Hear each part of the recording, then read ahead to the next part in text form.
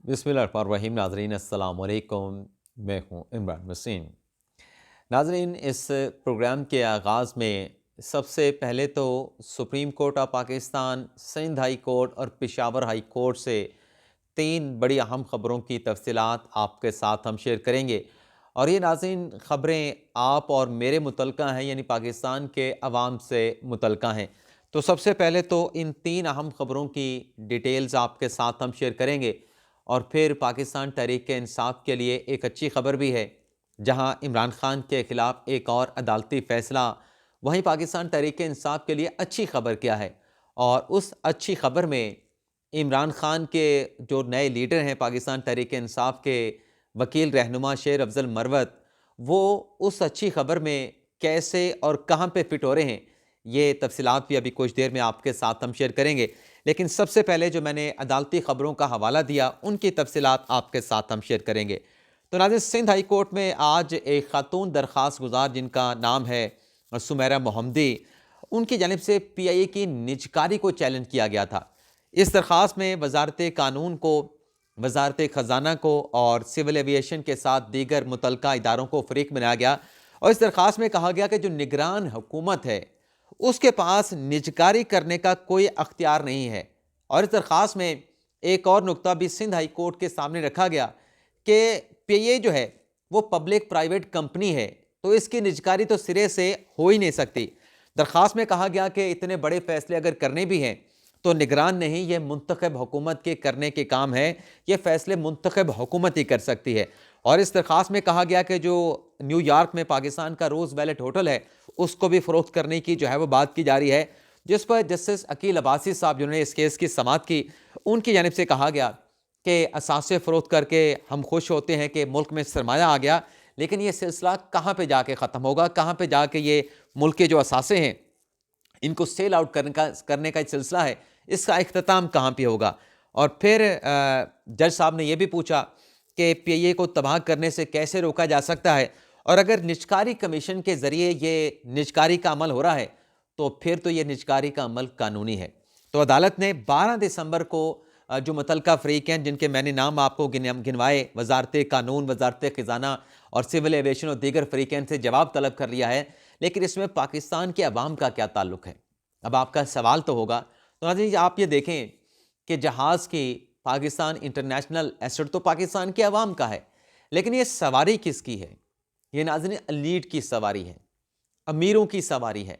मैं नहीं कहता ठीक है इसकी निजकारी आप ना करें, लेकिन इसका जो खसारा है वो खजाने में जो पब्लिक का पैसा है, जो आम लोगों पे खर्च होना है, जो गरीब पे खर्च होना है, जो गरीब के बेटे की बेटी की तालीम पे खर्च होना है, सेहत पे खर्च होना है, इस की जो जो खसारा है PIA का, उस खसारे को पूरा करने के लिए ये पैसा जो है ये खजाने से नहीं जाना चाहिए। बेशक निजकारी ना करें, बेशक मुलाजमीन को तोहफ़्फ़ुज़ दें, मुलाजमीन को तोहफ़्फ़ुज़ मिलना भी चाहिए, लेकिन इसके बहाली के लिए या इसके सर्वाइवल के लिए जो भी है पैसा, वो खजाने से नहीं, हुकूमत चाहे किसी और जगह से ये पैसा पैदा करे, लेके आए। लेकिन जब अमीरों की सवारी है तो फिर पैसा अमीरों की जेब से निकलना चाहिए, ना कि गरीब के जो टैक्स के पैसे हैं उससे पैसे निकाल के अमीर की सवारी जो है वो चलती रहनी चाहिए। तो ये मेरे ख्याल से इम्तियाजी सलूक होगा। लेकिन बहरहाल देखते हैं इस पर हतमी फैसला क्या होता है। सिंध हाई कोर्ट ने 12 दिसंबर का नोटिस कर दिया है। तो मैं आपके साथ पेशावर हाई कोर्ट की खबर शेयर करने से पहले पेशावर से जो पाकिस्तान तहरीक इंसाफ के लिए अच्छी खबर है उसकी तफसीलात आपके साथ शेयर कर लेते हैं। खबर नाज़रीन ये है, जो लेवल प्लेइंग फील्ड की बात की जा रही थी, PTI के लोग KPK में जलसा करते थे, मजमा करते थे, या पार्टी कन्वेंशन मुनक्कद करते थे, या कॉर्नर मीटिंग मुनक्कद करते थे, तो FIR कट जाती थी, गिरफ्तार लोग कर लिए जाते थे। शेर अफजल मरवत के खिलाफ भी कई मुकदमात का इंदराज हुआ। लेकिन अब जो शराइत थी इंतज़ामिया की, पाकिस्तान तहरीक इंसाफ ने माननी है। पहले नहीं मानते थे, अब खुद को कानून के दायरे में लेके आए हैं। तो पेशावर की इंतज़ामिया ने तहरीक इंसाफ को पेशावर में जलसा करने की इजाज़त दे दी है, वर्कर कन्वेंशन करने की इजाज़त दे दी है कि 6 दिसंबर को पाकिस्तान तहरीक इंसाफ पेशावर में अपना वर्कर कन्वेंशन करे। उसको कानूनी तौर पे इजाज़त है, लेकिन शर्त यह रखी है पेशावर की इंतज़ामिया ने कि रियासत मुखालिफ तकरीरें नहीं होंगी, और अगर रियासत मुखालिफ तकरीरें हुई तो कानून अपना रास्ता अख्तियार करेगा, और जो ये सब कुछ करेगा उसके खिलाफ मुकदमात का इंदराज भी होगा और गिरफ्तारियां भी होंगी। और दूसरी शर्त है कि नफरत पर मबनी तकरीरें भी नहीं होंगी। यानी पहले रियासत मुखालिफ नारे नहीं होंगे, फिर नफरत पर मबनी तकरीरें करने की भी इजाज़त नहीं होगी। तो जो ये करेगा उसके खिलाफ भी कानून एक्शन लेगा, कानून अपना रास्ता अख्तियार करेगा।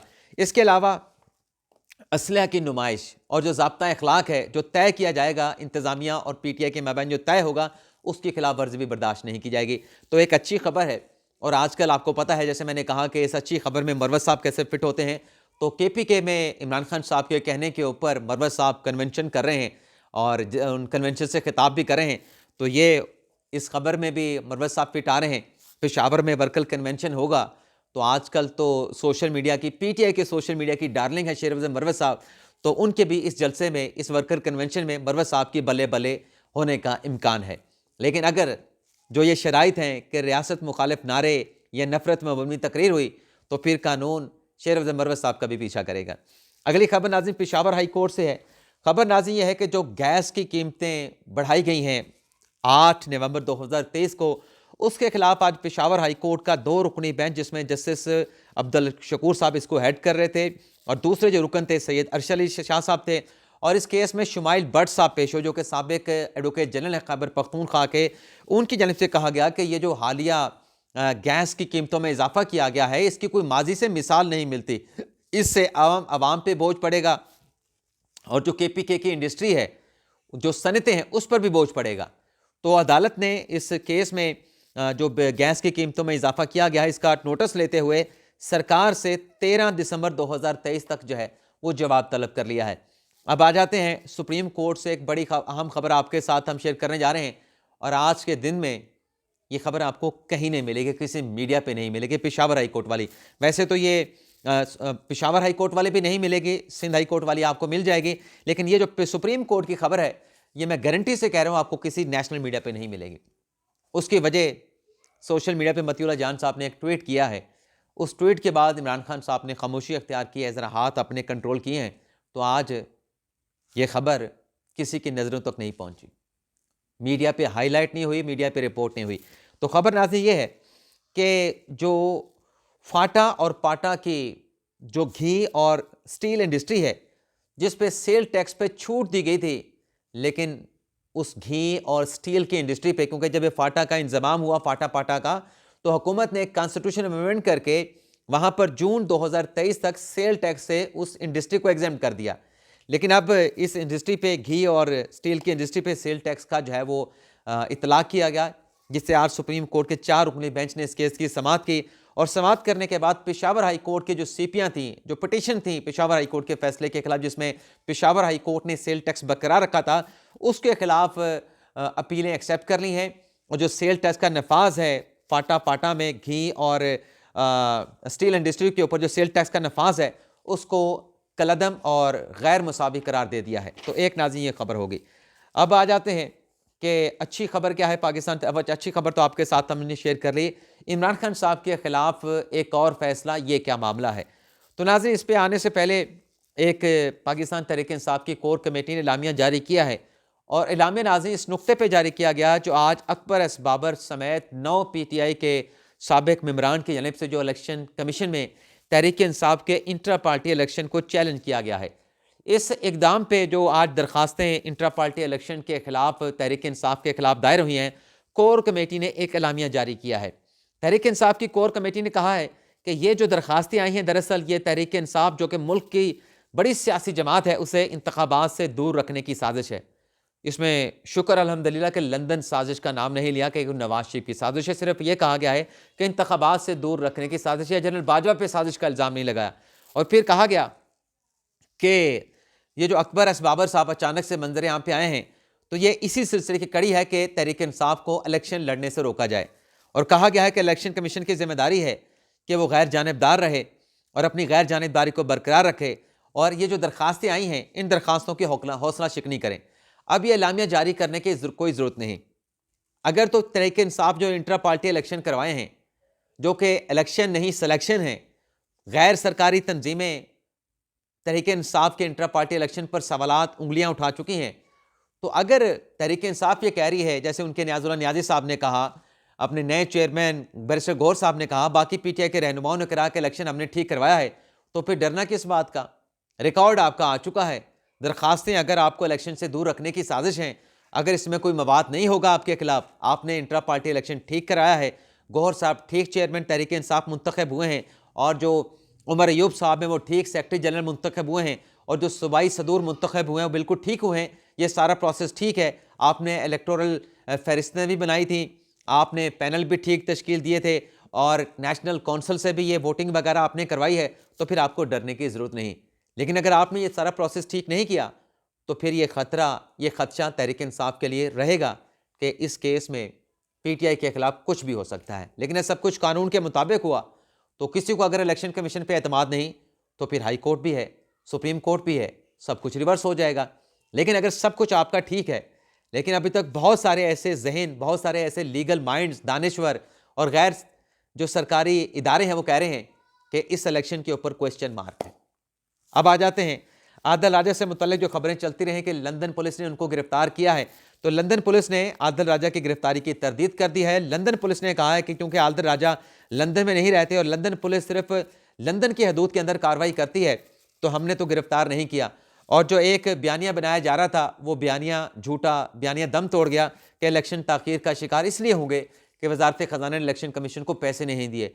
तो कल नोटिस किया था इलेक्शन कमीशन ने, सेक्रेटरी ख़जाना इमदादुल्ला बोसाल इलेक्शन कमीशन में पेश हुए थे, और आज वजारत ख़जाना ने जो 17 अरब इलेक्शन कमीशन ने मांगे थे वो इलेक्शन कमीशन को जारी कर दिए गए हैं। अब आ जाते हैं इमरान खान साहब वाली खबर पे। नाज़रीन, कल इलेक्शन कमीशन ऑफ पाकिस्तान जो तौहीन इलेक्शन कमीशन का केस है इमरान खान के खिलाफ, फवाद चौधरी के खिलाफ, असद उमर के खिलाफ, इस केस का फैसला सुनाने जा रहा है।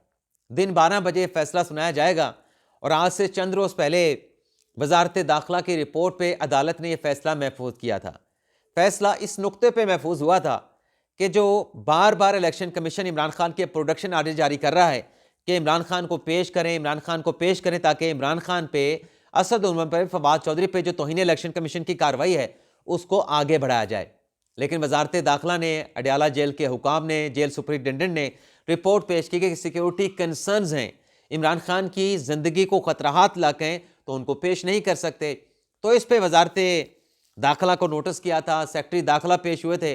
तो जब ये बात अदालत में डिस्कस हुई, जेल सुपरिटेंडेंट की रिपोर्ट डिस्कस हुई, तो इस पे वजारत दाखिला ने कहा कि आप ऐसा करें, बल्कि इलेक्शन कमीशन के जो सरबराह हैं इस 4 रुकनी बेंच के मेंबर निसार दुरानी साहब, उन्होंने कहा कि अगर इमरान खान साहब को पेश नहीं करना तो फिर अडयाला जेल में समाअत कर लेते हैं। और खान साहब के जो वकील थे शोएब शाहीन साहब, उनका ये कहना था कि देखें ये हीले बहानों से काम ले रहे हैं, झूठ बोल रहे हैं कि इमरान खान साहब को सिक्योरिटी कंसर्न्स हैं और उनको पेश नहीं करना चाहते।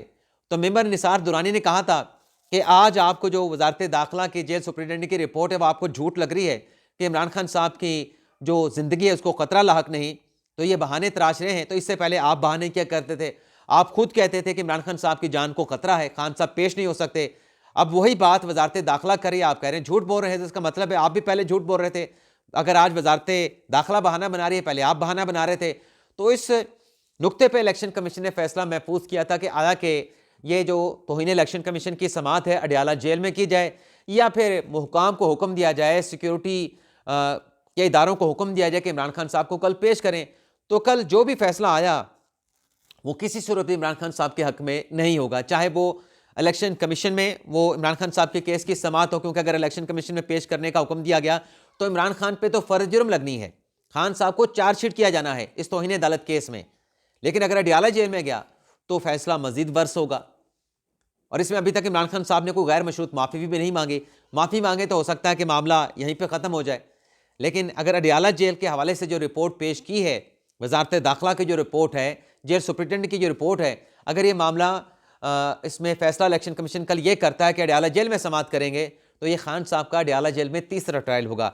एक हो गया 190 मिलियन पाउंड वाला, दूसरा साइफर का केस हो गया, और तीसरा अगर इलेक्शन कमीशन की अदालत भी तौहीन इलेक्शन कमीशन में अडयाला जेल में लगी तो खान साहब पे ये तीसरा केस होगा, और गलबन दूसरे केस में इमरान खान साहब पे फर्द जुर्म आयद की जाएगी। इससे पहले साइफर केस में हुई थी, लेकिन वो कलअदम करार हुई, लेकिन 12 दिसंबर की उसमें भी तारीख जो है वो मुकर्रर कर दी गई है। तो कल इलेक्शन कमीशन का फैसला जो भी आएगा, अगर इलेक्शन कमीशन यहाँ पे इमरान खान साहब को बुलाता है, गो के उसका इम्कान नहीं, तो वो भी खिलाफ फैसला होगा।